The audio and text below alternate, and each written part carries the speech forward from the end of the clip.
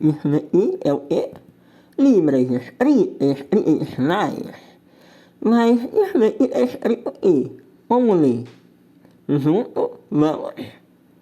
Isso daqui é o rosto, o ponto de articulação, a configuração de mão é essa, os dois asteriscos porque toca duas vezes, e toca aqui, ó, assim, esse movimento. A variação pode fazer uma vez só, não precisa duas vezes. Os surdos alguns fazem dois toques e alguns só uma vez, tá?